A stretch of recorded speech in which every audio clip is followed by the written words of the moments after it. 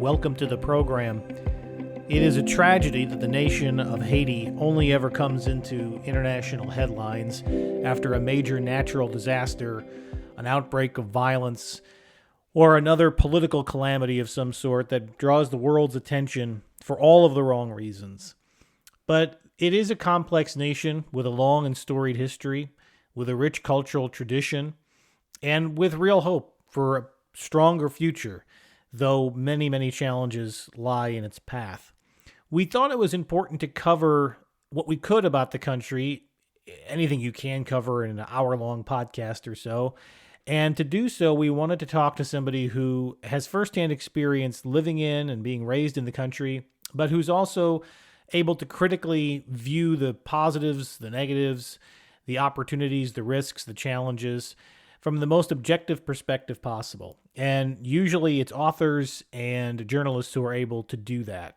And so we were fortunate enough to be joined by Fritznel Octave, who's an award-winning journalist with over 25 years of experience covering the country.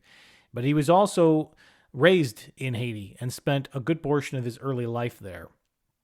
He is also the editor, the Haitian editor for the Haitian Times, a newspaper and online publication dedicated to the Haitian diaspora, mostly in the United States, but certainly around the world. Beyond journalism, Fritznel also specializes in business growth strategy and personal development. He has had an inspirational journey from community radio broadcasting programs and national newspapers in Haiti to some prestigious international news organizations. He moved to the United States in the mid-2000s, but has remained committed to Haiti. He is constantly and passionately speaking, reporting, and writing on the country's many, many issues. He graduated with a Bachelor of Science in Communication at the State University of Haiti. He completed his professional studies in journalism at both the University of the West Indies in Kingston, Jamaica, and the University of Oxford in the United Kingdom. He's received a master's degree of business administration at Florida Atlantic University in Boca Raton, Florida.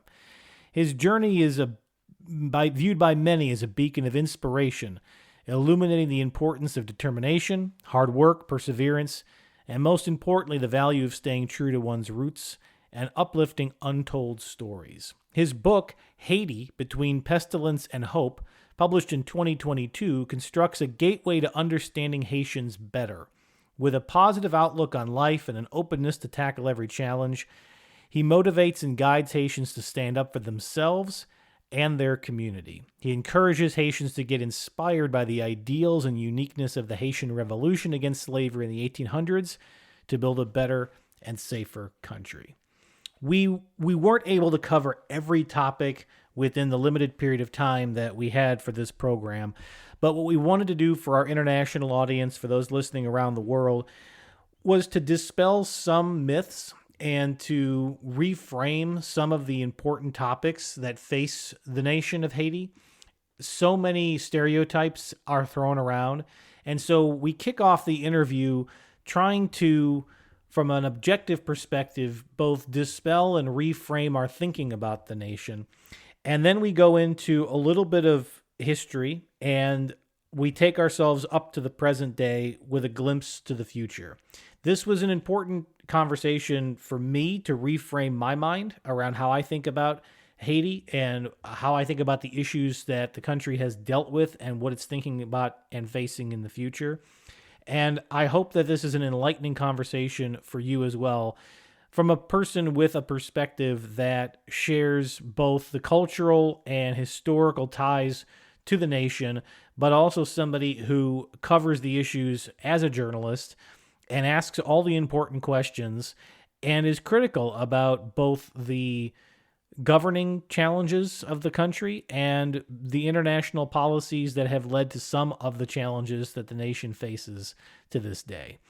So it is my honor to present to you a conversation with the Haitian editor of the Haitian Times, an award-winning journalist and author, and a advocate for the nation of Haiti, Fritznel Octave. Fritznel, welcome to the program. All right, thank you. Thank you for having me. So let's begin with, I've given a little bit of a bio, but I'd love for you to introduce yourself to our audience. Not a problem. So my name is Fritznel Octave. I am originally from Haiti, born and raised in Haiti up to age 28. So that's when I moved to the United States of America. I'm a journalist by trade, and that's what I do for a living. So let's begin with there's so many topics we can cover in regards to Haiti, but we have a global audience, and there may be a lot of misconceptions, misperceptions, misinformation about the country and its current state, as well as some of the important historical realities of the country. What do you feel are the most common misconceptions about Haiti that we should try to address right at the beginning of this conversation? Well, the first one, when you talk about Haiti, the first things in a global perspective, um, the very first thing that always come to mind is Haiti is the poorest country in the Western Hemisphere. This is a chorus that been repeated, and then it's at a point where it's become like you can fatigue about it. It's an for someone who's born in the country, raised, went to school in Haiti, and you know, it's everything I am today is thanks to Haiti.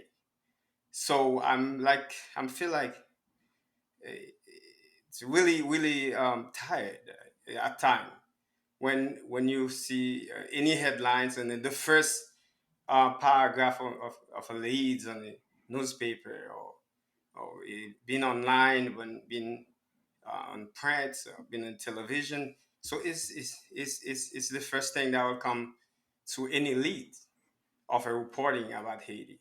So and we know uh, not just because I'm from Haiti, but a lot of people in the world, I mean, who really get acquainted to the countries, visiting the country, visiting the people all over across Haiti, they know this is not the true picture of the country. So that's one thing. So we have resources, we have things that a lot of country in the world would love to have. And I'm talking about the rivers. I'm talking about the mountain that can be used for hikings and stuff like that, and agricultural lands, and a lot of places in the world would love to have a lot of the resources we have, but they don't. But the reality it's is it well distributed? No. Is it equitable in the way it's managed? The management is an issue, and then the distribution is another issue. That's where we find a lot of people get impoverished, but not because the country is so poor that people cannot eat. That's not the reality, and that's one thing. And then another misconceptions about Haiti is probably about his history. It's history. So, in general, people tend to think that um, the Haitian Revolution was possible because of the practice of voodoo. And then you hear that repeated, repeated, repeated. And especially if we come to uh, the religious sector, like especially the Protestants, even Haitians themselves, at time repeating this, and then using that as a culprit for what our problem is, the difficulty, the challenges, social, political, and economic challenges the country face. They put this as a blame on the way the independence was acquired. Um, it is not true. It is not true. It's like demeaning the great work of some brave, really brave people who took the challenge, who challenged, I would say, the greatest army at that time, which was the Napoleon army, and with using all these different tactics, military tactics, maybe unconventional, but and then in the end, overcome to free an oppressed group of people first on this island, but a revolution that will transpire, that will change the landscape of the entire world order. Not this these are the two those are the two things that always bothering me from even from my very young age up to today. So let's talk about the historical elements a little bit, because in order to have a better understanding of current events and what you see for the future of Haiti, it's important that we understand key moments in its history. Since that revolution, we don't have time to go through the entire 200 years of the Yeah, history, but yeah. what are some of the most important milestones that you feel contribute to where Haiti is today and that have held it back from being able to realize its full potential?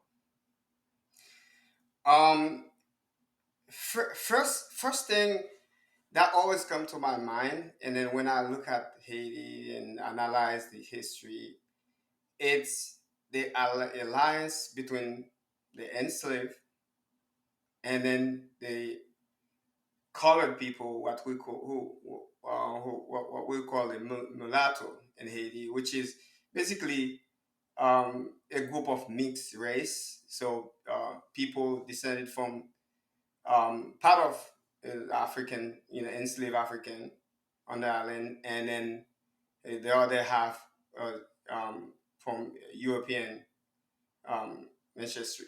So because this kind of alliance was not well thought out. It was kind of um,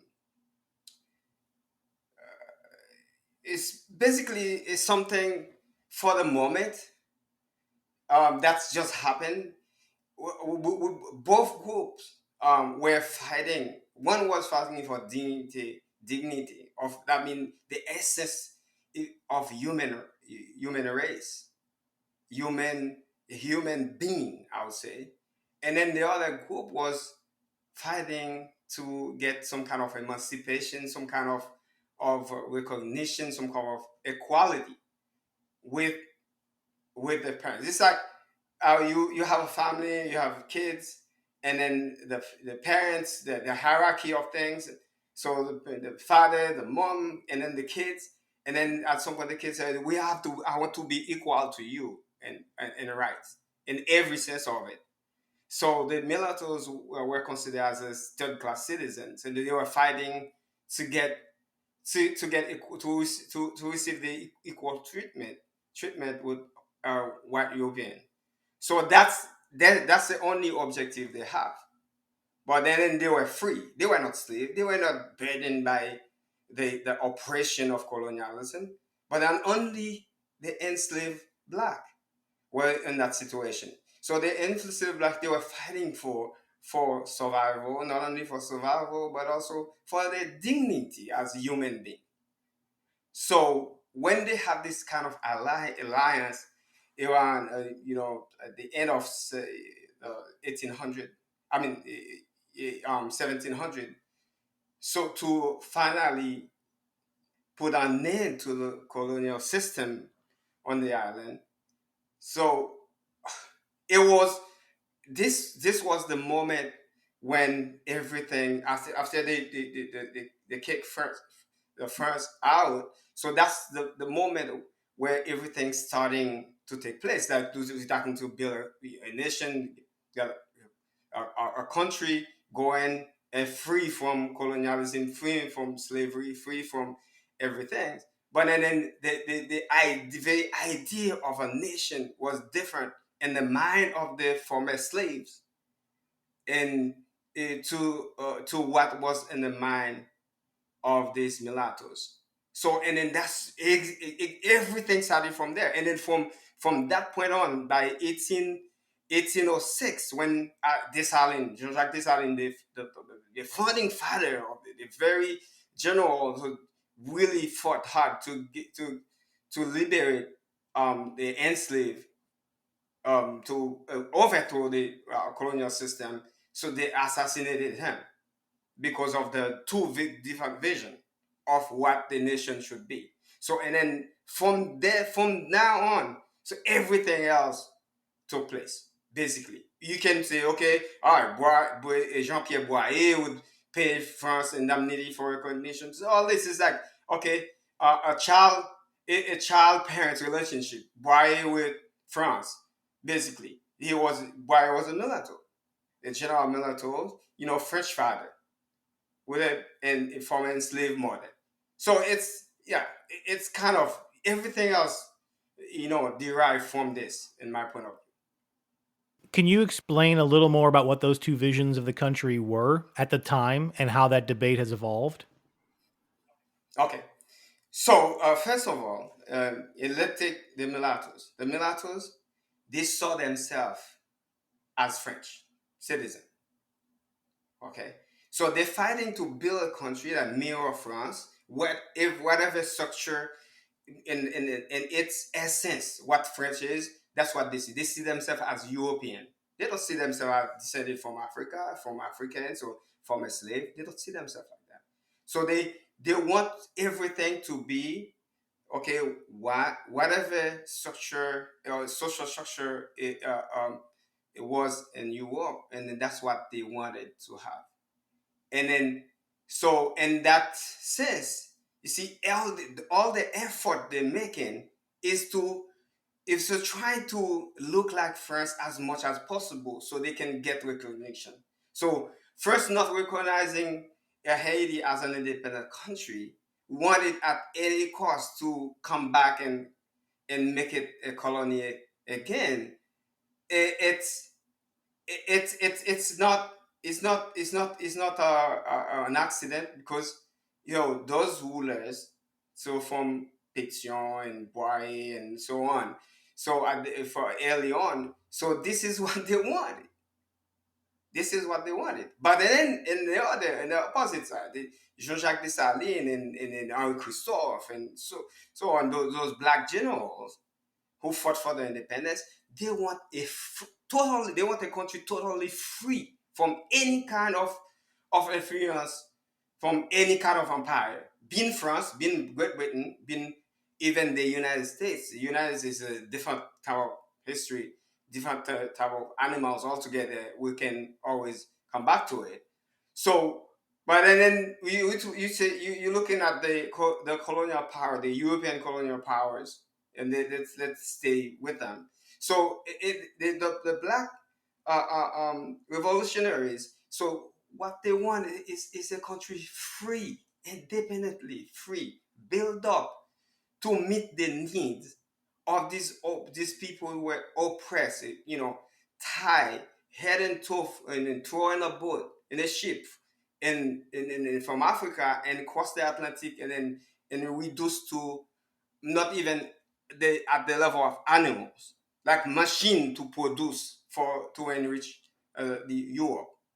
So it's the vision. The vision is to create a nation where these people were elevated to the level of human being, equally to any kind of race, wherever on planet Earth, and then have freedom, have liberty, have economic prosperity, have everything human need to function.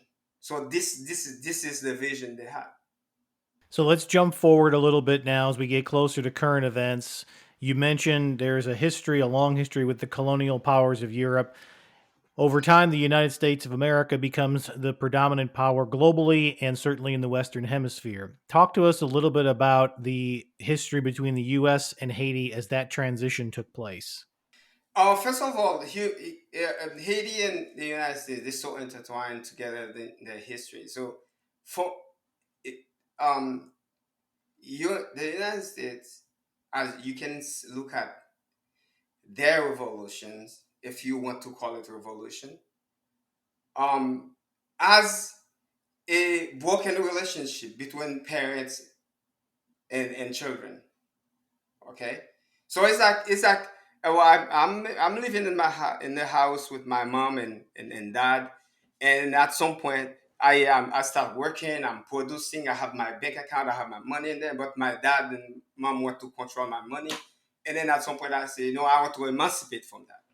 I want to have control over my own money. I work hard to produce.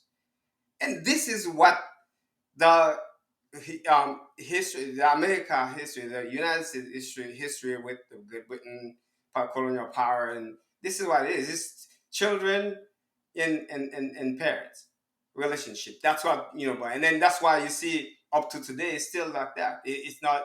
There's nothing evolved that much from that kind of relationship.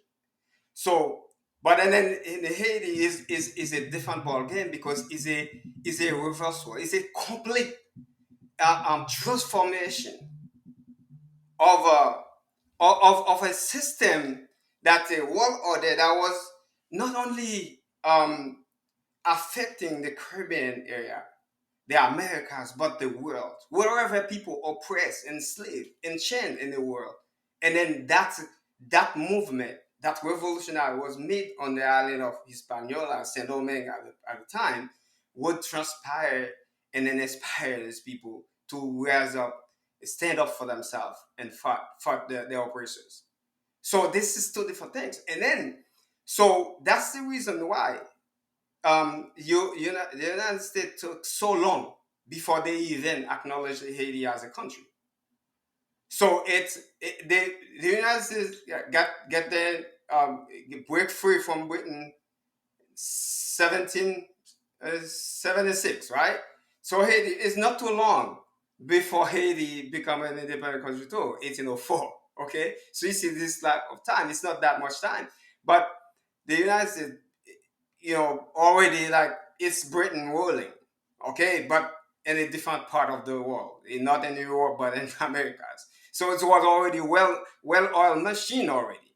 So and then so they didn't want to, even though they do some kind of back channel trade with Haiti, but never a or an official recognition as a country with treating equal partner as two independent free countries.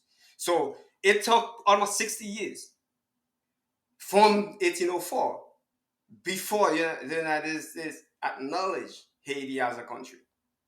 Okay, so from there on, so all the that's kind of um, mix a feeling between each other started in every sense of it. So you and then now the biggest event that happened is night is 1915, July 1915, July 20th 1915, when the United States decided to invade Haiti and occupy it for 19 years. So it's don't and then from there this is where we are today. This is what you have because from there, from the July 28th, 1915. So when the United States they took total control, they through its military, total control of Haiti and every aspect of it, being economic, being education, being healthcare, being infrastructure, being everything. You took control of every resource Haiti had, and then so from there they evolved this kind of relationship we have. So it's whatever policy United States will allow to apply in Haiti. So will depend on whatever is good for America, for the national politics, for national economy, for national whatever issue you single out. So in Haiti, U.S. relationship, that's exactly what's going to happen. Is it doesn't matter who's in power, what party, which one of the two parties. One probably shows some kind of animosity, a direct animosity exposed, well exposed, than the other at time, depending on the time, depending on the politics of things at the moment. But it in general is the same thing. It doesn't. It's the same clothes. You turn it upside inside out. So bottom line is what is good for the national politics, national economy, national domestic issues. So if it's good for, and then it doesn't matter who's in power in Haiti. So we will try to make sure that what what that person will stay in power if they allow policies that will benefit the United States of America.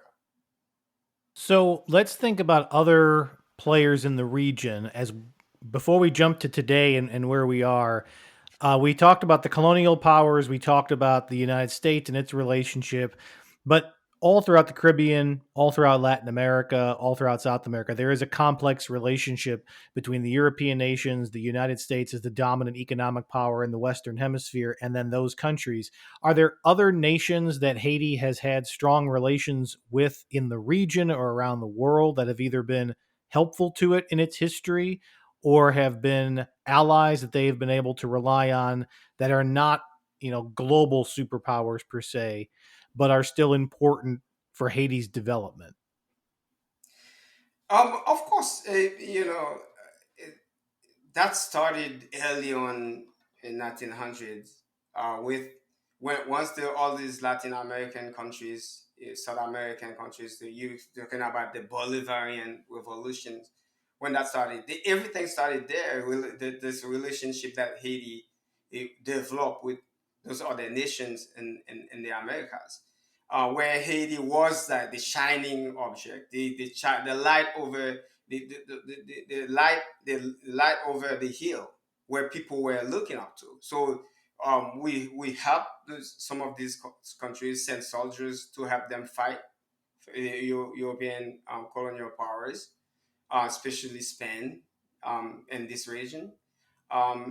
We provide resources, even ammunition, money. So at the beginning, even though the country didn't have that much, especially with what transpired during the Revolutionary War with destruction of some of the resources, but with the minimum they have, they share with some of these countries like Venezuela, Colombia, at the time, other countries in Argentina and other, so to fight. So and then this kind of relationship from that early on, you know, 18, you know, 1800s and so on, 19th century. So evolved. So where we had a tendency to have a better relationship with Venezuela, especially, is in the all the way up to the 20th century, the 21st century. Is doing more recently with former President Hugo Chavez. So you have President Rene Preval in Haiti trying to really strengthen that relationship. That's all we get. Haiti were able to benefit from the Petro Caribe. I don't know if you know well about this Petro Caribe. It's the oil program where this other country from the Caribbean, so it's not oil rich like Venezuela, will support to get them to sell them the oil at an affordable price and on credit, and then they will pay back with very low interest rate later down the road. So Haiti was able to benefit from that greatly. That could millions of dollars pour into this oil deal that would help some economic development and infrastructure development in Haiti. But because of bad leadership we have, it's mainly supported by the United States, and we couldn't benefit take advantage of this kind of relationship. So let's jump to present day. Give our listeners a sense of what the political dynamics in Haiti look like today and some of the key issues you as a journalist are digging into and asking about. First of all, we haven't had an election in Haiti since 2016. So that's regrettably so. We the president we had elected from that last election to after a long period, relatively long period of turmoil, we're fightings and different factions and fighting for powers, and then you're always in the middle of the United States in between, and we'll finally have had an election that finalized around January 2017, and then in February 2017. So a president finally took office after some period of great trials and political unrest. Um, so that was Jovenel Moise, and then this poor guy took power but couldn't govern because all the instability continued all the way up to his death, his assassination on July 2021. So he, in the process of all this, he get assassinated. Up to today, is people who saw this as an obvious, like a crime, and then still demanding justice, and we know what nobody know what's transpired really, in a many investigation that took multiple fronts in the United States, Haiti, even in Colombia, because some Colombian missionary apparently were hired to do to do the job of assassinating him in his house in Haiti. Well, but since then we still to me we are standing in place like where there is no progress. There have been no progress since the assassination of Jovenel Moise. Of course, right now we have a government, a transitional government, um, which supposed to um, bring some calm, some to some consensus with different factions and sectors in the country, the civil society, political parties, the business sectors, and all that, the diplomatic world, to foster some kind of environment conducive to for election to take place, and then Haiti will get back to the path of reconstruction institutions and so on, to move forward. But it's still not unclear if we will ever get on that path anytime soon. Right now, the transitional government we have is a big mess. You have a presidential council with 9 people with various agenda, not never been on the same page in the past, and then not now either. So there, and also we have a prime minister who won a transitional government. So it's like you have a presidential council to, to play the role of a president, and then you have the prime minister to run government, basically. So, but if nothing clear, it's that sometimes you see or certain actions taken by the prime minister Gary Coney as the head of the government, and then those actions should have been taken by a president. And sometimes you see, it's like total confusion and chaos at the same time, and sometimes that's frustrate that TPC, the Transitional Presidential Council. Is supposed to run as a president, but is a council where that they have 7 voting members and then 2 non-voting members. A lot of mess, that things that not in the Haitian culture, and then that no will never work. Okay, but this is a consensus that was fostered by CARICOM, the Caribbean Community Association, which is the political of the Caribbean, all these countries association together to you try to help and bring people together as a mediator. They come up with this, but under the supervision of the U.S. State Department, because Mr. Anthony Blinken was heavily involved in the negotiation that led to finally the former Prime Minister Ariel Henry to resign, and then give the way to this transitional presidential council to replace him, and then later on they come up with this Prime Minister Guy Kone, who was an employee of the United Nations, based in Panama, and that to travel to take to lead the government, the transitional government in Haiti. But then everything is, and there are other aspects. I mean, the big deal of everything is not to even these two different entities, the government so called, and then the transitional the presidential transitional presidential council.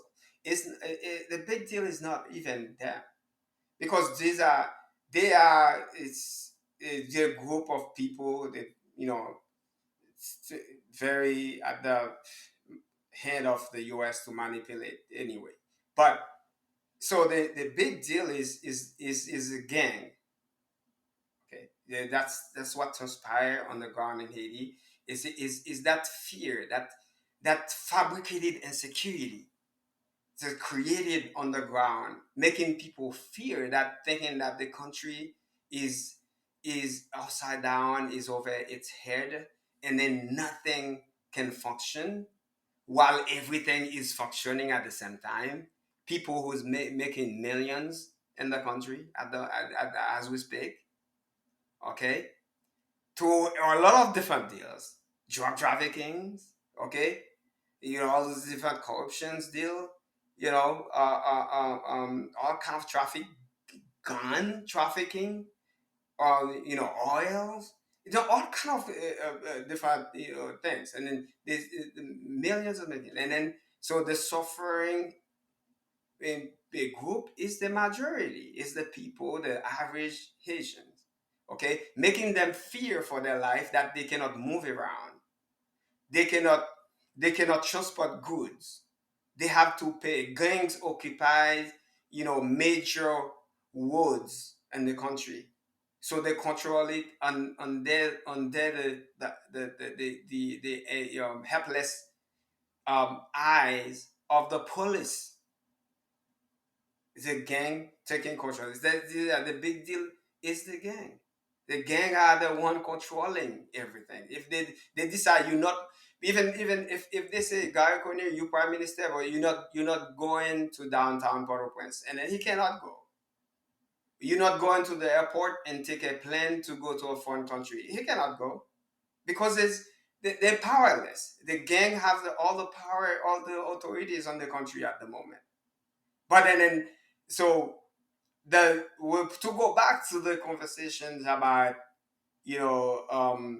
false narrative or misconceptions, and okay, that's because they create that kind of environment that lead to many people to think that the country was taken over by gang, and then there's no life, so everything is is been destroyed, and is only gangs exist. So that's not the question. So I open up to this to make sure people understand that, okay, the way from early on, the way Haiti been constructed and managed and built, it because the mulattoes were so influential at the beginning after they assassinated Dessalines. So it's like Port-au-Prince, which was the colonial, the economic, set center for the colonial administrative power. So it's become Haiti's capital, and then it still play the same role it used to play during the colonial era. So Everything, if Port-au-Prince sneeze, so the whole country has a cold. So everything flow to Port-au-Prince. So because the gang occupy about 80% of Port-au-Prince, Port-au-Prince proper is about 60 square miles. But then this is space like you got the gangs in all the different hotspot they have, they to for better control. So and then the country become like almost paralyzed because so nothing can flow. See, since everything connected to what happening in Port-au-Prince. You have a child born, you need a good birth certificate, you have to call Port-au-Prince to get it. There's virtually all the different regions. The country have 10 different great big region we call departments. So each department it should be independent enough to run like the United. If you take the United States, 50 states, so like a state run, you have their own governor and own structure. So independently of the federal government, they should be able to help hold themselves. That's what Haiti, the models and system in Haiti should have been. But they never established any kind of a well organized structure and those departments so they can be running independently from Port-au-Prince. So everything independent on Port-au-Prince. So that's why it looked like the country is totally paralyzed. But that doesn't mean people 50 miles away from Port-au-Prince, 100 miles away from Port-au-Prince, not going about their business, their daily life, and doing what they need to do. There's no gang there, etc. They live in good neighborhood with each other and any kind of village in the provinces. So they managing their life the way they can to survive, hoping that these cooks in Port-au-Prince one day will say, okay, it's enough, let's give a break. Well, let me ask about one specific news item that internationally made a lot of headlines around the time that the transitional governments were being organized, which was an international police force. And then, of course, the question was, who's going to make up that police force? And I believe it was the Kenyan government that stepped forward and committed police to that effort. Talk about how that has gone, and if you think that was a good step in the right direction, or do you feel like international intervention like that comes with more risks than benefits? It comes with more risk than benefits for different reasons. The biggest reason of all is past history. So Haiti has known so many different international intervention in the past, and then the latest one was what we call the peacekeeping missions we call minister from the United Nations, with always with great influence of the United States. So the United States started it and then turned it over at some point to the United Nations to continue ruling for years. Um, and so the legacy that comes from that is not building is not we're not the well established structure of a professional police, the a justice system that can hold people accountable for wrongdoing and run after impunity in the countries and you name that's not what the legacy was. The legacy was more instability. Was I guess it was a cholera outbreak. It cost the life of thousands of people, and it was sexual abuse from those officers, a member of this mission. So all kind of abuse, and even death, even death, like stealing, farmers' crops and cattle and so all the different the kind of abuse the colonial you know domination will do. That's basically what that's the what in the mind of most Haitian about when you say international mission or international intervention. So everything fresh in their mind. So what happened to to young girls? You know what happened to young men? Okay, those officers from the minister are abused, and then up to today, there's no one have been held accountable. So that's what's going to be in there. So that's the reason why. So any kind of mission, so to be working in Haiti is a lot of factors need to a lot of things need to be put in place. But then this mission is a low key invasion of the United States. I would say of Haiti. Is it because I mean even President Biden admitted it. They don't want to be shown to the world that so they like the interventionist and the big they're the big police of everyone, and then whenever something going wrong in some place, so they're using proxies like the Kenyans and so on. So it, but the Kenyans, first of all, there's a culture issue, the language issue. They don't these guys, well, most of them, if not all of them, never been to this side of the world in their life.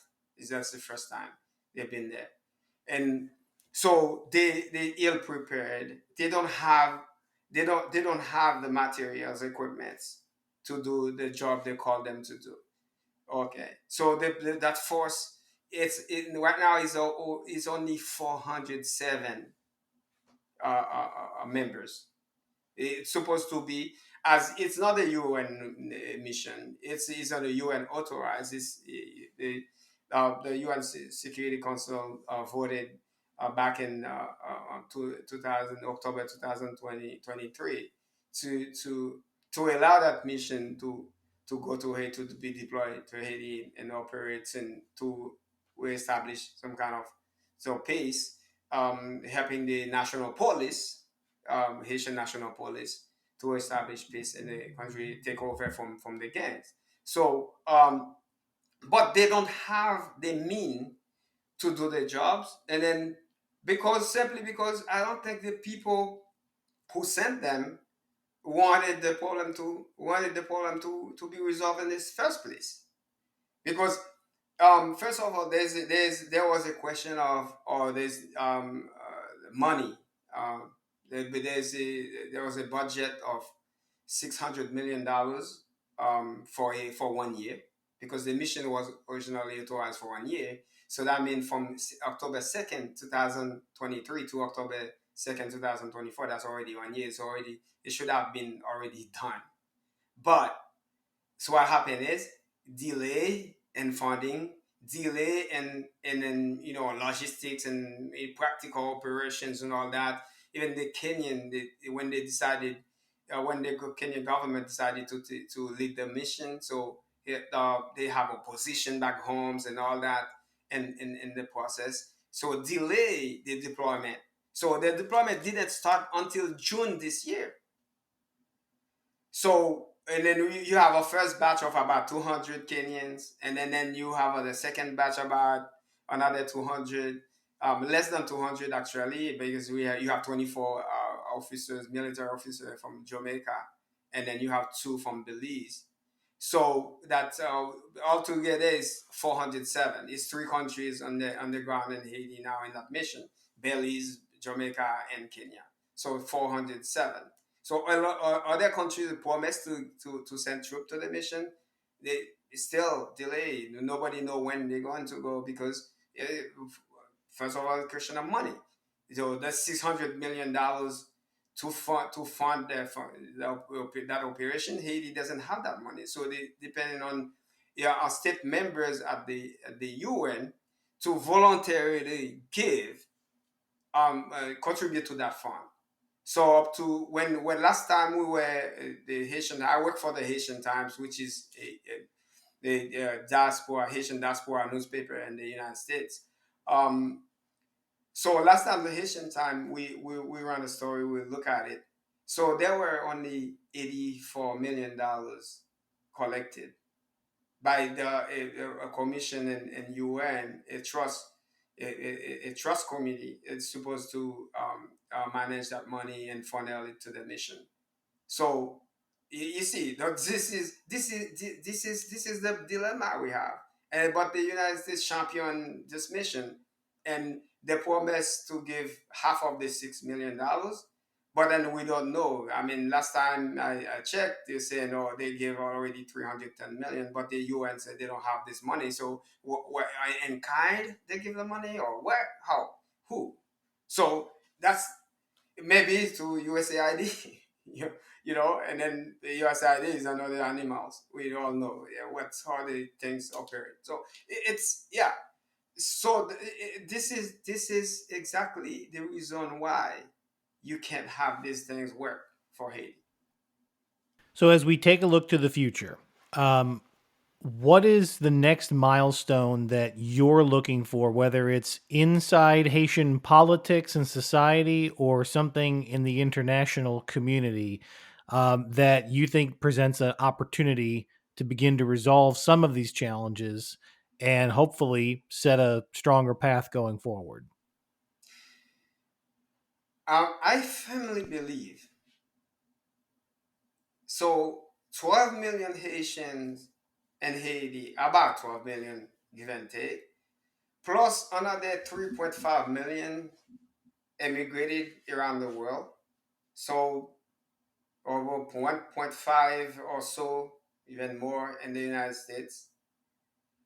So if we all put our head together, we can overcome. Because the world, there's nobody who will give you anything. You have to fight for everything you want to have. So the questions, we stand passive and waiting and thinking that the international community will come to the rescue and deliver Haiti. It's wishful thinking at every sense of it,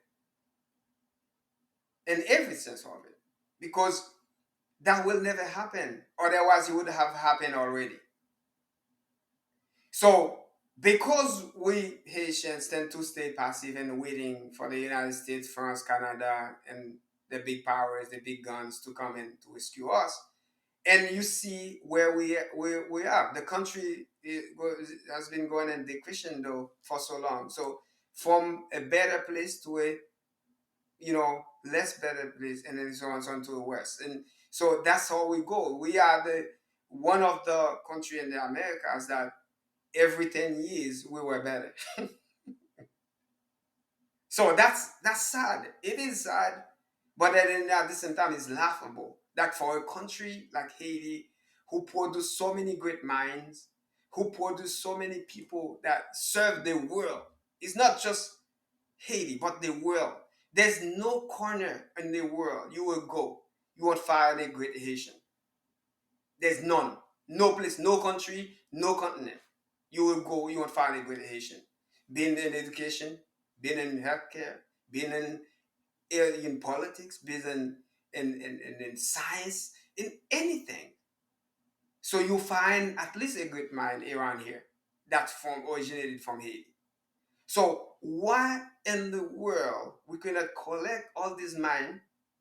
We can collectively act and then put, uh, um, sit down, think about what is needed for Haiti to chart a path at crossroad of progress. So that's all we need. It's all I don't mean this in a way for people to think that I don't want, I am against the international aids.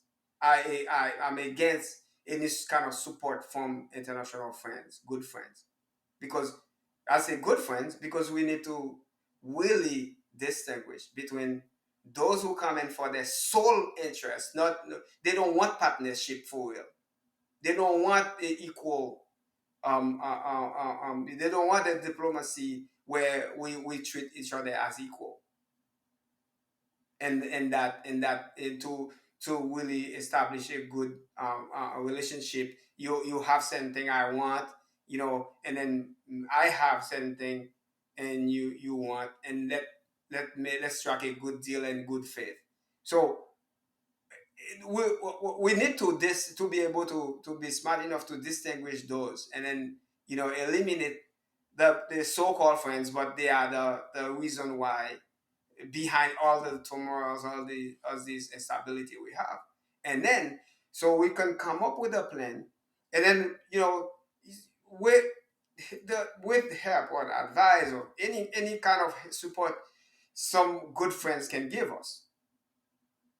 And so in that way we build a country that can be fair, that can provide for its people in every aspect, being education, health, economic development, infrastructure. So people, someone who live 20 miles away from Port-au-Prince doesn't feel that.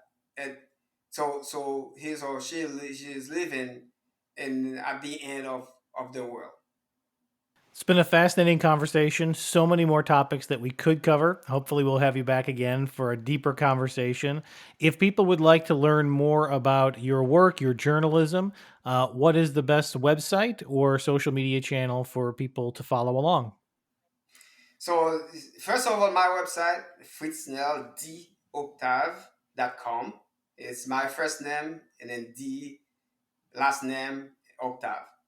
And also, I published a book recently, Haiti Between Pestilence and Hope. It's all over the place. It's on Amazon. People can find it. It's on my website. You find it on Amazon, on everywhere books are sold. You can find it. And also, so I work as an editor for the Haitian Times. So the HaitianTimes.com, they can get familiar with my work to the website and navigating to it as well. And I'm on LinkedIn with just my name. You tap my name on LinkedIn, you find me in Facebook, Twitter, Instagram. So every platform that exists, you can find me. And we'll include links to all of that in the description of this show. Thank you so much for taking time to walk us through a little bit of Haitian history, current events, and give us a glimpse into the hopefully more positive future. Yes, thank you very much, Brian, for having me. It was a pleasure to chat with you.